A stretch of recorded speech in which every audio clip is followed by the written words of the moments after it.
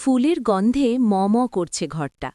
নতুন জীবনের শুরুতে ঝিল আর সাক্ষ্য একে অপরের খুব কাছে।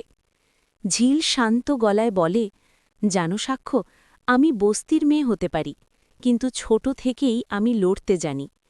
এই বড় বাড়িতে টিকে থাকতে গেলেও যে আমাকে লড়াই করতে হবে সেটা আমি বুঝে গেছি।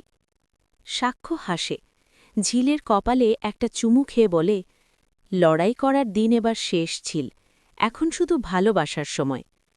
যদিও তুমি আমাকে কম জ্বালাওনি। ঝিল হেসে ফেলে ওকে জড়িয়ে ধরে বলে, সে তো তুমিও আমায় কম জ্বালানি দাওনি।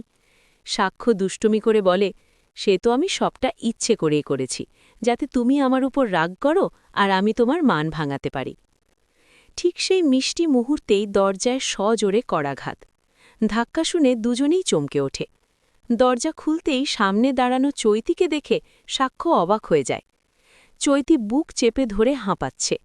সে কাঁপা গলায় বলে, সাক্ষ্য, আমার খুব কষ্ট হচ্ছে, চেস্ট পেইন হচ্ছে খুব। সাক্ষ্য বিরক্ত হলেও ডাক্তার হিসেবে দায়িত্ব এড়াতে পারে না। সে বলে, তোকে তো ওষুধ দিলাম, কাজ হয়নি। চৈতি এক প্রকার জোর করেই ঘরের ভেতরে ঢুকে বিছানায় বসে পড়ে। ঝিল অবাক হয়ে দেখে চৈতির এই অদ্ভুত আচরণ। ঝিল জিজ্ঞাসা করে, আপনার ঘরে তো আরও লোক ছিল, আপনি এখানে একা কেনি? চৈতি অজুহাত দেয় যে সে ভুল করে দরজা লক করে দিয়েছিল, কিন্তু সাক্ষ্য তাকে ধরে ফেলে এবং স্পষ্ট ভাষায় জানিয়ে দেয় যে এই রাতে তার ঘরে আসাটা একেবারেই শোভন নয়।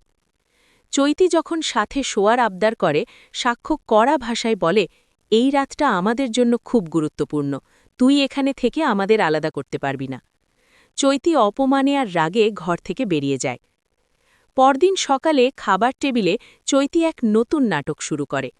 মুখটা অন্ধকার করে সে রায়পর্ণার সামনে গিয়ে দাঁড়ায়। রায়পর্ণা উদ্বিগ্ন হয়ে জিজ্ঞেস করে, কি হয়েছে চৈতি, তোমার মুখ এমন কেন?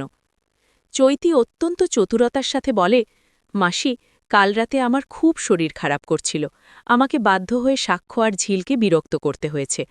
আমি চাইনি ওদের বিশেষ রাতটা নষ্ট করতে, কিন্তু মরে যাওয়ার ভয় ডাকতে হলো। এই কথা শুনে বাড়ির বড়দের মনে ঝিল আর সাক্ষ্যর প্রতি একটা বিরূপ ধারণা তৈরি হয়। এর মাঝেই চৈতি তার আসল তাসটা খেলে। সে কান্নাকাটি করে বলে, আমার বাবা মা তো চলে যাচ্ছে বাবার ট্রান্সফারের জন্য, আমি অত বড় বাড়িতে একা থাকতে পারব না, আমার খুব ভয় লাগে। তৃণাঞ্জনা শতরূপা দয়াপরবশ হয়ে বলে ওঠে, কেন, একা থাকবে কেন, এই বাড়িতে কত ঘর আছে, তুমি এখানেই থেকে যাও না কদিন। চৈতি মনে মনে হাসে। সে জানত একবার এই বাড়িতে ঠাঁই পেলে সে ঝিল আর সাক্ষ্যর মধ্যে দেওয়াল তুলে দিতে পারবে। মিনতি দেবী সবটা দূর থেকে লক্ষ্য করছিলেন।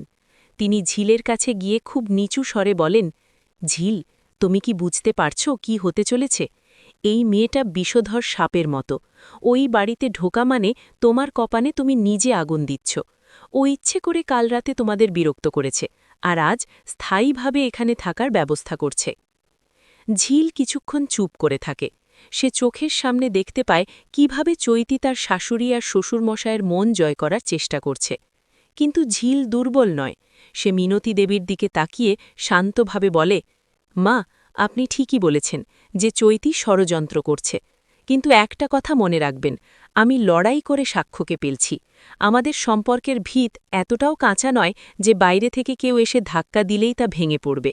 আমি সাক্ষ্যকে চিনি, আর আমি জানি সাক্ষ্য আমাকে কতটা সম্মান করে। চৈতি আসুক এই বাড়িতে, আমি ওকে ভয় পাই না। আমার নিজের ওপর আর আমার ভালোবাসার ওপর পূর্ণ বিশ্বাস আছে। ঝিলের এই আত্মবিশ্বাস দেখে মিনতি দেবী অবাক হয়ে যান। তিনি বুঝতে পারেন ঝিল শুধু লড়াকু নয়, সে অত্যন্ত বুদ্ধিমতীও। চৈতি এই বাড়িতে আসার পর লড়াইটা এবার সামনাসামনি হবে। একদিকে চৈতির কুটিল বুদ্ধি আর অন্যদিকে ঝিলের অটুট ভালোবাসা। এই দুইয়ের দ্বন্দ্বে শেষ পর্যন্ত কার জয় হবে তা সময় বলবে।